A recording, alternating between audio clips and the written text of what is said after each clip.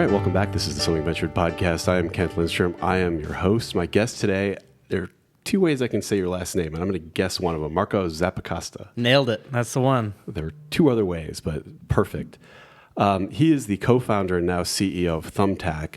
I'll have him tell you in a second what that is. But I will tell you, it is a very successful company. It is valued at well over $1 billion. It has raised over $400 million to execute its mission. So Thumbtack, what the heck? What is it? Thumbtack helps you find and hire all the local professionals you need to get more done. Whether you're cleaning up your home, need it painted, looking to add a new roof, Thumbtack is the easiest way to find the right pro for the job. All the things that everyone needs done and everywhere in the country in the United States, right? You got it. We're live all around the country, and we cover all of your home needs. Right. We also cover needs outside of that. You know, things like events or wellness, but home and home improvement is our bread and butter. Now, you are a co-founder of this company, right? Correct. That is a really bad idea. I know founding a company is a terrible idea. It's worked out for you. Yep. And you even did it the wrong way, according to Silicon Valley, Yep. You know, kind of the Silicon Valley idea of how you should start a company. How did you start it? So we decided to start a company and then went hunting for the idea. Yeah. And the Silicon Valley idea is you need to be passionate about it, which is why there's 4,000 music discovery services or whatever college kids need. You nailed it. And I think we really lead people astray by having them over-index on their own passions. A, because, as you mentioned, they're not normal. Right. But B, what you really should be doing is looking out into the world and saying what's broken, what's important, and what can technology help fix. Right. And, you know, that was the sort of simple heuristic we had put to ourselves. And then we just started exploring and thinking and talking to people. And, you know, the simple observation that led to all this was, you know, why is it so damn hard to hire a plumber? You know, intuitively, that doesn't make much sense. You know, capitalism is about making it easy for you to spend money to get what you want. Right. And here was a category where that wasn't true. You had to work hard to spend money. And how would you advise an entrepreneur? People listen to this podcast kind of all over the world, so sometimes I'll pause to explain something. How do you explain to an entrepreneur that process that you did? Like, how should they go about it if they're not in the, hey, I'm passionate about, you know, craft beer tracking or whatever it is? How should they go about thinking it through? Is it just what you've done and look around their own world and say, why does this make sense? So I think there's a couple of paths you can take. I think one is thinking of the world as a consumer and just going around and, you know, the simple question is just like, can this be easier? Can this be dramatically easier? I mean, we're all lazy at the end of the day. Yeah. And so the easier you make something, the more people like it. And I think that is something that you can look around and often find ways to sort of improve. Now, the separate question then becomes, can that be a good business? Because just because there's sort of an issue, a problem, doesn't necessarily mean that there's a good business there. Yeah. And that's where you have to think harder about the dynamics of, you know, what can the technology do to that industry, that problem uniquely, and start exploring there. But by and large, be curious, think critically, remember you're not normal, go talk to a bunch of normal people. Yeah. And, you know, I love Steve Jobs' Stanford commencement speech because one of the things he talks a lot about is how the world is made by people just like you. And there's this sort of myth around, you know, entrepreneurs and founders and company builders that they're somehow different. Like, no, they're the same. And so it is open to anybody. You know, requires a good idea and grit and determination to go see it through, but it is not something that is in any way rarefied. And what's going on in the world at this time when you started? The economy has been great now for 10 years or so. This was closer to when the world was about to end, the ATMs were about to stop working. I don't know if it was right in 2008. It was exactly when that happened. So literally, Thumbtack starts 2 weeks before Lehman Brothers goes out of business. Wow, you knew the timing. Nailed it. Yeah. I should be a macro strategist. Yeah. And on one hand, we laugh to ourselves as co-founders and says, you know, well, like, we're not going to go get jobs elsewhere. So we might as well keep grinding on this. And I think that was helpful. Even more important was that there was less of an echo chamber than there is now around the hype of startups and how fast they ramp. And we were we were very comfortable being as frugal as possible, just grinding on this problem, trying to find a way to make it work. And trying to do that now would be very hard. I think founders really struggle with the expectations, right or wrong, that they put on themselves on how fast something should work. But it took us the better part of 3.5 years to figure out really how to put the pieces in place and to see growth really take off. Right. And how did you get through those 3.5 years? I mean, wasn't there a point, was it like nothing worked for 3.5 years and then finally like something worked? Or did you get little things that just kept you staying insane enough to keep doing this? So I think there's two things that have to be true. You have to keep believing in your idea, and then you have to believe in yourself. And actually the second part I think is harder. The first one, believing in the idea, we talked to enough, busy homeowners, busy parents, that we knew that this was broken. And it was very clear looking around online that, there were attempts at making it better, but nobody had won. Right. So that part, at least in our case, was never something that was really shaken. What was scary was the thought that we wouldn't be good enough or scrappy enough or hardworking enough to pull it off, and that somebody else would do it. Yeah. Right. That is just like a miserable thought. Yeah. And there were moments where we certainly doubted ourselves when we struggled to raise our Series A. The obvious question was like, are we not capable enough to pull this off? And that's when teams get tested and leaders get tested. And, I think many do break, but basically any amazing company that you know of has had some trying moment at some point, and they all grew from it. Didn't make it fun or pleasant or easy, but they grew from that moment. And, I think that was true for us, and we're just very stubborn. Yeah. What was the demoralizing thing? Was it that VCs would say to you, well, there's already 5 other things. There's a Craigslist and an Angie's List. There's a lot of lists, I guess. Or was there literally some other group that you're like, if we don't beat them, we're going to be the... No, it was never the competition, really. I mean, the big thing was the frustration at not being able to convince people that we were the ones to bet on. So we never really struggled to convince people that there was a big opportunity, that there was a massive company to be built, but basically we couldn't convince them that we were the bet to take. Yeah. And that sucked. Yeah. It really didn't feel good. And part of this makes me feel a little bit better, was at the time, and it should make everybody think a little bit less of VCs, there were no examples of companies who had won big in local.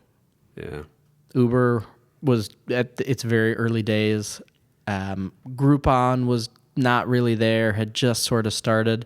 And there were a wave of companies sort of earlier in the aughts that had all tried to some degree and failed, the insider pages and whatnot. And so there was this sort of like conventional wisdom that local was not amenable to sort of venture scale or venture backable businesses.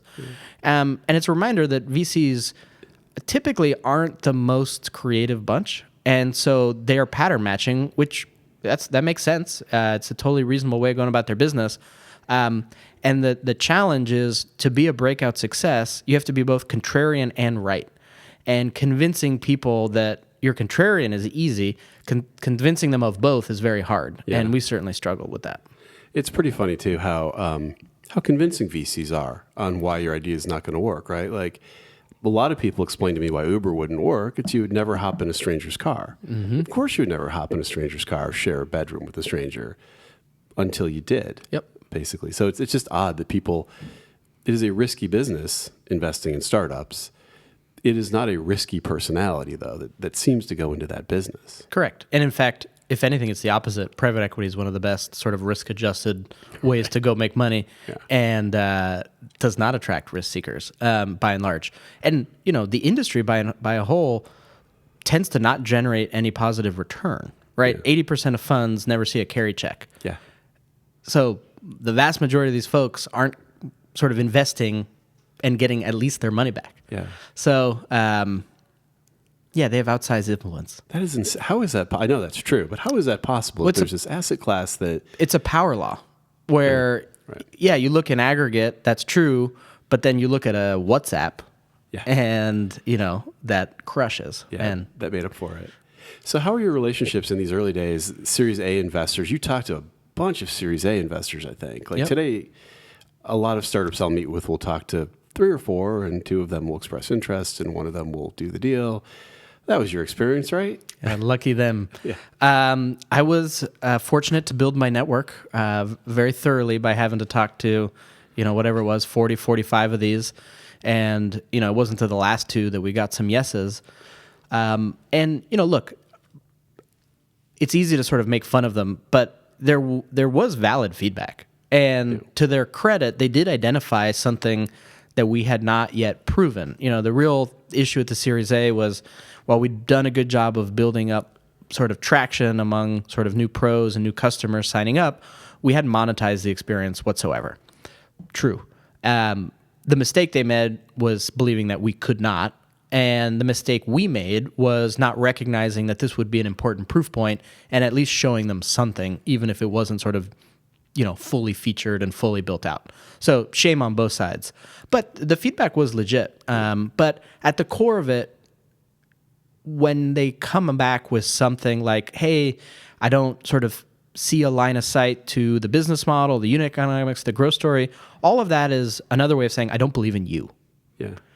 Because all of these businesses have giant risks and giant things that are unproven. What gets people over the hump is that they believe in the founder or the founding team or the executive team. And, that's what makes it hard to get that no. It's not like, I missed a question on my test. Oops, I'll study harder next time. It's some smart person in a position of authority saying, I don't believe in you. Yeah. And how did you take that feedback I guess you had a lot of bites at the apple on the feedback, but was your reaction to say, you're wrong and argue, or did they kind of concentrate it, and after a while you're like, we've heard this 5 times, maybe it's true? So it was true. They were right. And what we ultimately decided to do was to prove them wrong, that we could build something very quickly that would start to make money.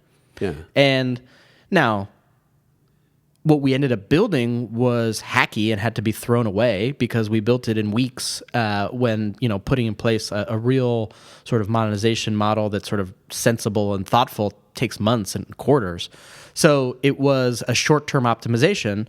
But, and this came through with Javelin, the Series A firm that backed us and has been a great partner to us ever since, is, I remember talking to Jed afterward and him saying, look, yeah, we liked what you showed, but even more, we liked the process and we liked how you guys approached the problem. And that's what got me so excited about them is they believe in us. Yeah. They see the same opportunity. Great, that's important, but they believe in us and game on. Let's go do this. Isn't that a little bit of the Airbnb story, wasn't? Oh, they struggled immensely early on. Yeah, Paul Graham even published the back and forth between him and Fred Wilson when he was trying to convince Fred. And Fred obviously is one of the best investors of his generation. And, he missed one of the best investments he ever could have made, maybe the best. And it seems like the thing that pushed, I think, Paul Graham over the line weren't they at the time to fund themselves? They'd made a completely different product called Obama O's. It was so they we knew these guys very early on, and they created cereal that they sold around the conventions to basically get PR to then talk about the business. Yeah. The RNC and DNC conventions were big to their early growth, but I think what Paul talks about is just the founders and the doggedness. Right, the fact that they had that much gumption to do it. Exactly. He's like, I don't know if it's going to work, but geez. That's who you want to bet on. And I think as an industry, we over-index on IQ points and sort of technical depth and all these things and under-index on just sheer doggedness. Yeah. I think what the sort of most common trait among all these leaders that you find is just relentless. They just do not give up. And, there's a lot of negatives that come from that personality too, right? These people tend to be egotistical and they tend to be stubborn and not always sort of open to feedback or listening particularly well. But to make something out of nothing requires some amount of blind faith and, just being able to sort of reject conventional wisdom and say, you know what? No, they're wrong. I'm right. We're going to make this happen. And what did Thumbtack figure out? I mean, There are a lot of famous examples. People can be really smart and say, well, the problem with these kind of marketplaces is people go off the platform and do direct things, or Craigslist is just fine. Like, to get to where you got and you figured something out. Yeah. So I think there were a couple of contrarian bets early on that turned out to be not just right, but critical to our success. So the first one was that we could build a self-serve product for small business owners and solo entrepreneurs. Early on, all the feedback we got was these types of businesses, they're not tech savvy enough. They require hand-holding. You got to go sell them, often in person. Like, that makes it really hard to go to market and very hard to scale. And the more we heard that, the more we sort of said, like, why? They use Facebook, they use Gmail, they use LinkedIn, they buy movie tickets online, and they buy everything. Why is it that they can't set up their own profile and sort of marketing solution for their small business? It's just clearly the answer is nobody has built a good enough one. It's not these pros are incapable, it's the products are shitty. And that was really key because it changed our approach from how do you create a business model that can subsidize a go-to-market effort, and instead said, how can we build a product that's intuitive enough and effective enough at what it aims to deliver that people don't need to be sold. Yeah, sure, maybe you got to build awareness and you sort of work to engage the top of the funnel, but once people know about you and show up, they should be able to sign up and get value out of it with no human involved. I think that was critical to our success.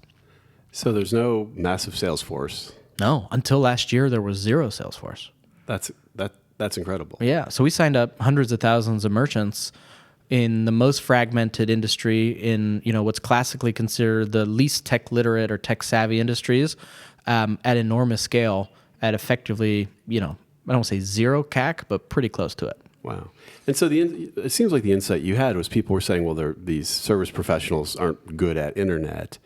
And you said, well, obviously they can do everything else, date, go on Facebook, et cetera, and they can probably figure out how to put up their own their own stuff on the internet. Yeah, so that was a big bet. The other one, so everyone we talked to said to us, like, all right, you guys got to focus. Pick your city, pick your category, figure that out, and then, expand from there.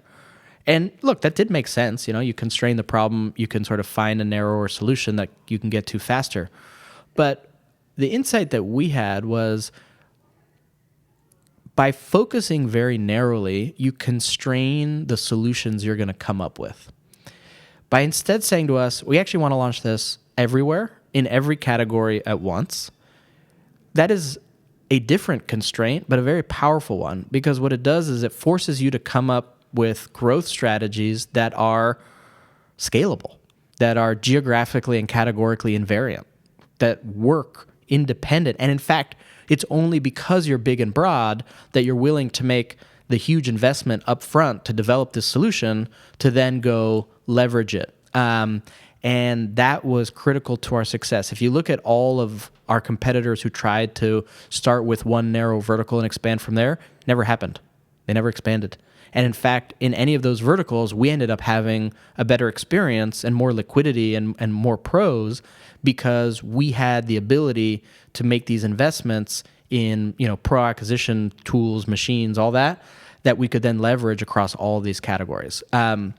So those two bets, I think, early on were against common wisdom. Like, literally, people told us the opposite over and over and over, but were key to getting us here. It's funny, you just keep doing the opposite of what you're supposed to do and succeeding. Because the focus on one thing, part of it's like Facebook, right? Well, first they nailed Harvard, then they nailed college, then they took over the whole world. Yeah, but even then, you have to go back to the story. So Facebook launched when I was a sophomore in college, so I actually knew this from early on. Facebook started as this sort of hot or not on campus, so it was very limited to Harvard, then expanded to be more sort of a social network. And this speaks to who they are. The reason they went to Yale and Columbia next was not some like hoity-toity like Ivy League thing, is that Columbia and Yale had these fledgling social networks at the same time. In fact, I was signed up for CU Community, which is our Columbia network, and they didn't go there for any other reason than to just beat them. and to take air out of their sales. And that speaks to the growth aggression that Facebook had. And Dustin Moskovitz has this great Quora post where I think the question is like, when did you know Facebook would be a success? And he's like, honestly, the first week. Because in the first week, 70% of Harvard signed up. Yeah. So at that point, we knew we had something, and it didn't take a genius to figure it out. Now the question is, was it only going to be Harvard, or were we going to be able to scale? And to their credit, they were just relentless about it, and look what they've done. So, yeah, the stories and the lessons are often less obvious when you know more of the details than the narratives that get applied after the fact. So did something happen early on? It seems that one of the advantages of being in all these categories, of course, is that a category can just show you that it's a winner. Like cooks can start working or whatever it is. Did something emerge? Absolutely. So that was actually a big motivation for being broad. It was partly this sort of like, no, we got to find a more scalable way to do this. But the other inspiration at the time was eBay. So, eBay's lost a lot of luster in the last 10 years, and Amazon has sort of become that. But 10 years ago, eBay was sort of the more darling of the two. And when we learned about that story, the apocryphal first item sold on eBay is the Pez dispenser. Turns out they made that up. Right. Not true. The first item sold on eBay is actually more telling. It was a broken laser pointer. And you read that and you're like, what? And you read the story about Pyramidier talking about it, and he's like, that's when I knew I had magic. A, because someone took the time to list that, and B, even more preposterously, somebody bought it. Yeah. And then it's like, oh my God, if you make this sort of process efficient enough, you can create magic.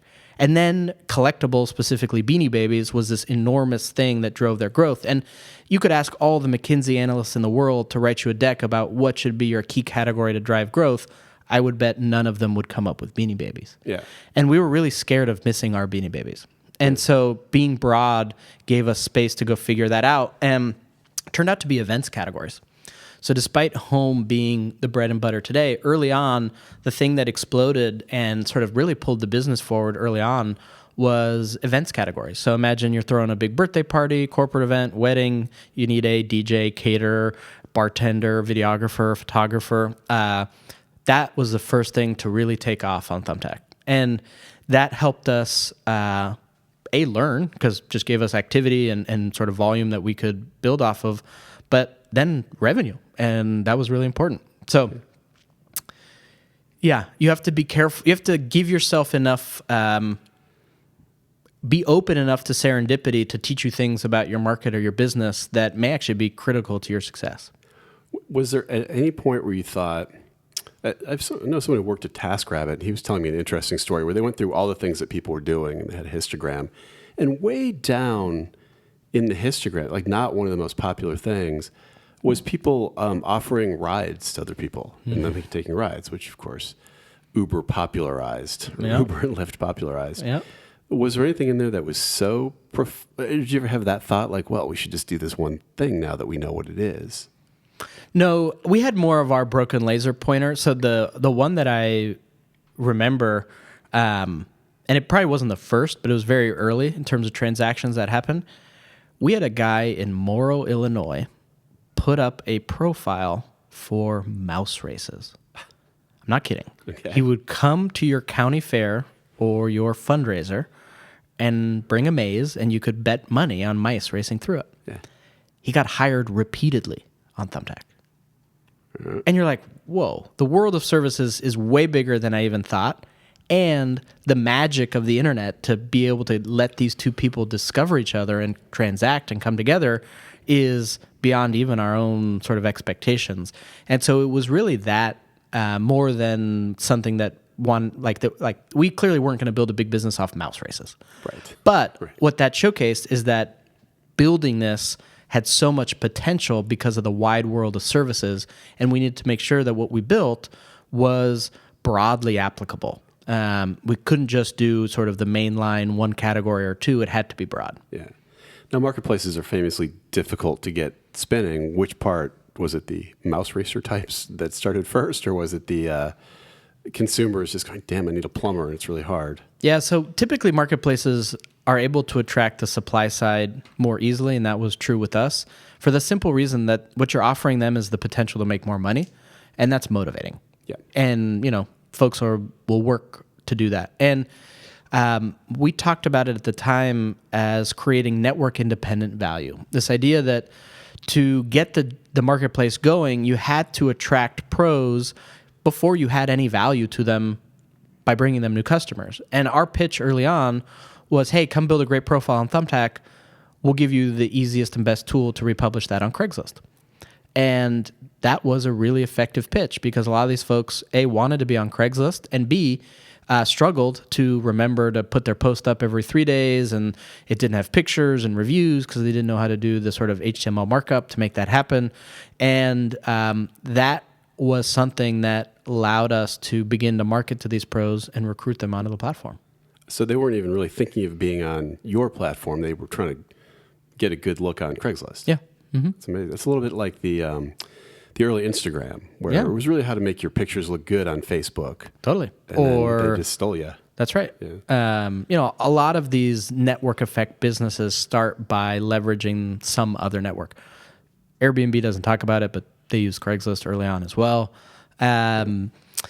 YouTube was sort of a plug-in that was used on MySpace for sure. a ton early on. So typically the solution to the chicken and the egg problem is, finding some other chicken farm that you can right.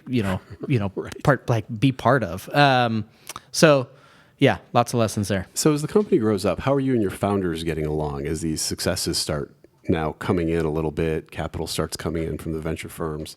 Did you guys keep the same relationship, or was there a point where it's like, okay, time for you to be CEO, and that's how it's going to be? Well, I was always CEO for the simple reason that I had the least to lose, and so I just started, and they had jobs, and they were further in their careers than I was. And it kind of worked out because it all played to our strengths. But I feel very lucky for the co-founders that I have. I honestly don't know how solo entrepreneurs do it. Solo founders do it. It seems impossible because there's so many moments of self-doubt and fear where unless you have someone that you just have total trust in, that A, has the same dream in mind, and B, cares about you as a human and wants to see you win, it'd be very lonely. So I'm super thankful. And, we all have strengths and weaknesses, and there were moments that were harder than others. I'm not going to pretend that we never, had disagreements or any of that. But it is the number one killer of companies. And thankfully it was a source of strength for us. So what happened when you got to, we'll call it the good part, but at the point where your company becomes a unicorn and valued more than $1 billion, which is, there's a reason they call it unicorns. It's not that common. What did that feel like for you? And did it kind of affect the company's culture where you're like, Jesus, this is $1 billion thing. A lot of people are going to be somewhat wealthy from this. So, one thing that happened and I think is good is basically getting those types of reaching those types of milestones narrows the spread between my own belief in what we can and will do and the rest of the world's perception of us. And that's awesome because now more people appreciate the size of the market we're after, the growth, the potential, and all these things. I think the bad effect, and certainly there were moments where I felt this internally, is it makes you feel probably further than you actually are, where it is a bet on your future, not your present and not your past. And there are still things, and even still things today, that we got to really get right. And I'd argue even the most successful of businesses today, their valuations are still predicated on some future unlock, right? They're not valued as if, they're going to hold steady from here on out. It's because investors believe that the team will come up with a new product line, new business line, a way to monetize better, a way to take it international, a way to serve not just the SMB sector, but the enterprise sector. So there's always something, and the mistake that can be made is thinking that they made this investment because what you have done rather than what you will do. Yeah. So that's definitely something that there have been moments where I had to remind people and myself, like, hey guys, hold on. Yeah. Yeah, we've achieved a lot. Be proud, be thankful. But man, we have a lot more we got to go do. What is the big thing that drives you or that you're worried about it at this point? For me, it's the consistency of the customer experience. So look, I know I'm solving a real problem. I know that hundreds of millions of busy Americans need what we have. And I also know that they are hungry for a default solution. It's crazy that, in 2020, you still don't really know where to go to get this stuff done. Like you can Google it, you can ask a friend, text your neighbor, but it's like basically shooting in the dark. Yeah. Crazy. And the way that we become that default, that verb, and win is by guaranteeing you every time you come to match you with the right pro. Now, this is really, really, really hard for a couple of reasons. One is it's a localized network. So you only care about the pros that serve you and your home, and the pros that are outside of that are zero, don't matter at all. Secondly, the preferences that each customer brings can vary dramatically. You and I may both be looking for a painter, but you're looking for a painter to do your whole home. I'm looking at a painter just the basement or the garage. I'm looking for more value play. You're looking for more quality play. And maybe your home has plaster walls with a stucco finish, and mine has regular old, drywall walls. And so my job is easier. Your job is harder. And all this nuance hasn't been cataloged in an easy way, and makes it very hard for us to sort of like ensure that there's a match for you each and every time. But I think we're further than anybody. We've made huge strides on that, and I'm confident we will continue to make strides. And increasingly, I think we can credibly say to you, look, for anything you need done around the house, we got you. Yeah. But until that is like bulletproof, we won't have earned the mantle that we want of Right. being the best, the most reliable, the most convenient. So look, it may take 10 more years to accomplish that. Bezos long talked about the everything store, and I think he would say that's still not quite everything. We're the everyone store, and we for sure do not have everyone quite yet. Yeah.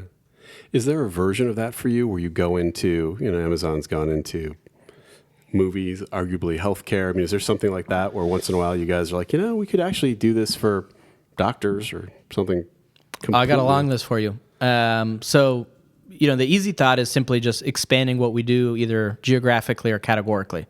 We're only in the U.S. and we're only in sort of a certain set of categories. We don't touch healthcare. We don't touch care at all in general. There's lots of stuff around automotive and pets. So that's a whole vein of stuff. Second, we increasingly are providing tools for businesses not just to find new customers and grow, but to run themselves. And so being that back office provider is something that's very much in our future.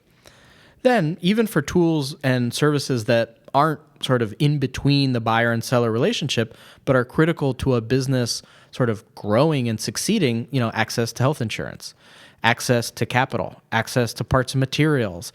There's a business to be built across all of those as well. And we would love to, and we will, but not until we feel like the core is in a point where it is the dominant player. Yeah. And when do you start affecting, or have you already affected how people work, like how work happens? That I believe we already have. Not for every worker, but I've met so many of these pros, and what we have done for them is removed the struggle of customer acquisition, where so many of these people are incredibly talented craftsmen and women, or they have a trade that they're so good at. They're great at customer service, at selling themselves, and then sort of creating delight. But they're not good online marketers. They're not sort of SEO wizards. They're not SEM experts or Facebook ad experts. And in fact, they kind of hate it because that's not what they got into the business to do. They love teaching drums or painting homes, working with their hands. And so the way that we have changed their work is by abstracting away this huge pain point and saying, hey, look, you provide great service, get great reviews, make your customers love you. We'll bring you all the customers you can handle. Mm-hmm. And that is awesome. And I love that Thumbtack helps these pros do what they do best and really, delight their communities with their strengths and talents and not be stymied by these sort of orthogonal business needs that don't have anything to do with delivering great service. And what is it? Have you gained an insight about what you think the future of work will be because of this? Yeah. So it's a big conversation and something that I think is increasingly discussed, and rightfully so. So I think what's easier to say than what the future of work will be is what it will not be. And what I mean by that is increasingly jobs that are rote, that are routine, are being automated. And that could be you working on an assembly line. It could you be a data entry professional. It could be you being a radiologist. The Bureau of Labor Statistics estimates that the job that's most at risk over the next 10 years is tax prep, because software continues to eat into that industry. Traditional white-collar business, but very rote and therefore susceptible to automation and software. So that feels like an inexorable trend. That does not feel like it's going to change. If anything, it's going to accelerate with AI and robotics. Similarly, we live in a more globalized world. Jobs that can be sent to Mexico or India or China will be. And that economic gravity feels very far from reversing. So with those two givens, what that says is the jobs that will be left will be non-routine, non-tradable jobs. And that, I think, is important in and of itself, because it's not a white-collar, blue-collar distinction. It's not a high skill, low skill. It's about whether it's routine and tradable or not. And there are a lot of jobs that are left, and they're local service jobs. And it runs the gamut from, a plumber to a, orthopedic surgeon. But these are the jobs, and it's also supported in the data. Now, what scares me about the future of work right now is that the conversation is dominated by what we should do with these low-wage, minimum-wage, on-demand platforms. And look, it is important for us to think about the worker classification of a ride-sharing company, but I think that misses the forest for the trees, and that work is not the future of work. Those are big platforms, and they provide great secondary income for folks, but it's not a primary source of income, and increasingly less so. And therefore, we should be thinking about how can we create the sort of environment to support the workers that can have jobs that can provide a sustainable source of income. Look, on Thumbtack, the average wage is about $70 an hour. Yeah. People can earn a real sort of middle-class income on it. But they're often stymied from setting out on their own because of the benefits regime, and that they get all these great benefits being a W-2 employee, and they're really scared about leaving that when they set out on their own, or the amount of regulation that comes with hiring people and employing people and the fear around that. So I think there's a lot that government and sort of society can do around benefits portability, around sort of like regulatory sort of rationalization, especially around occupational licensing, and hopefully reignite the entrepreneurial engine in this country, because actually new business formation is at decades low, which is really bad and really scary, because basically all net new job creation comes from new companies being formed, and fewer of those are happening. So we're not in a good place, but one thing I am certain of is that there is almost an infinite amount of human talent out there. I go to our pro meetups around the country, and I'm always floored at the passion and talent and grit and hustle that I see. And it comes in all shapes and sizes for all types of work. We just have to find a way to support it and to get out of the way a little bit. And what are the couple biggest, without getting political, like the societal issues that when you leave the company, is it the healthcare and the pension that people are most trying to replicate? Yeah, so I think there's really two big issues. One is benefits.